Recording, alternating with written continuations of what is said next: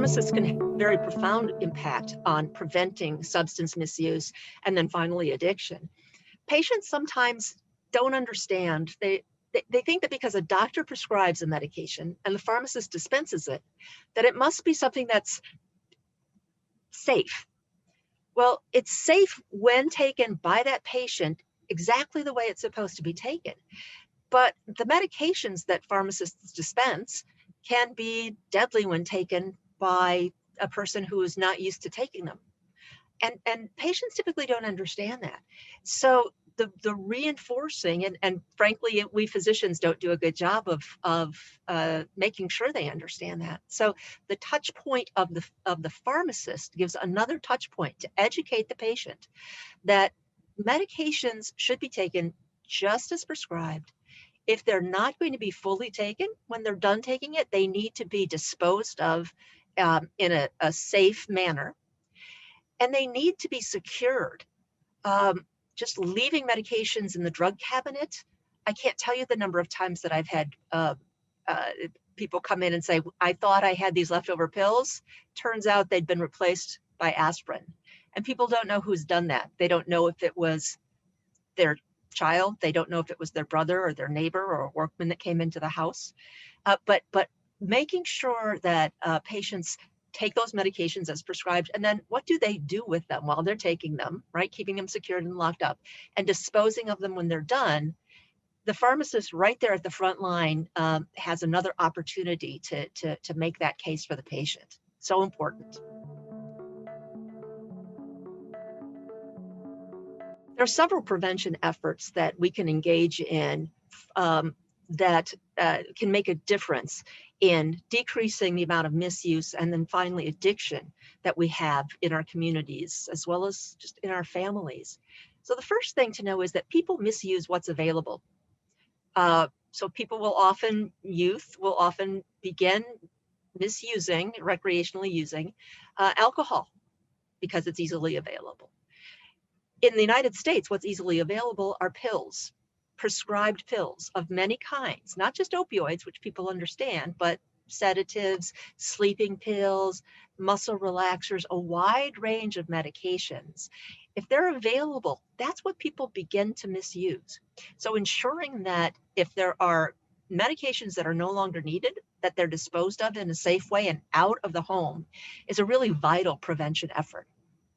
Another prevention effort is to try to get people to understand that just because it's prescribed and dispensed doesn't mean it's safe. That is a myth that has really caused us a lot of problem in our country because of the amount of controlled substances that we prescribe and they're in medicine cabinets. People just think grandma takes it, so it's safe. But without that tolerance, the same dose that grandma can tolerate, the grandchild, it could be fatal to. So that understanding, that education is very, very important. Another piece of education that's really important for prevention is really less about education than skill development. It's getting people to be able to gather the skills needed to deal with the stresses of life without utilizing any kind of substance to help them deal with those stresses of life. So we call that resiliency training. Resiliency training, educating that just because it's prescribed doesn't mean it's safe, and making sure that any medication that is not being used is disposed of, and that if there's medication that is being used, it's secured in the home. Those are three really important prevention approaches.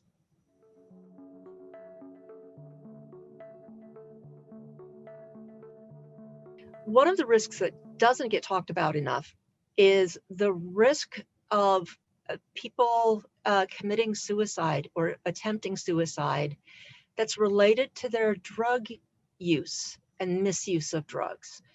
This is a very strong connection, and it's something that we don't really talk about enough. During the pandemic, we have had and we continue to have a significant increase in our overdose deaths.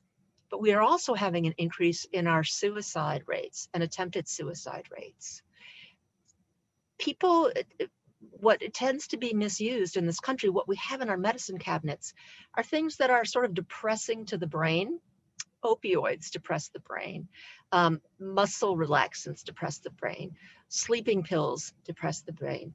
We have had, after a decade of decreased use of benzodiazepines, so those are Valium and Klonopin and uh, Xanax and those kinds of medicines. After a decade of decreased use, we've had an enormous increase in the amount of prescribing for those medications in the first part of this year, 2020. And that is related, we believe, very strongly to COVID and the anxiety that people are having right now. So it's very important for people to put those things together in their minds, and think very globally about how to make their home safe, how to ensure that their family, their loved ones, anyone who's coming into their home and their world, gets a chance to talk about their feelings and that they're in a safe place.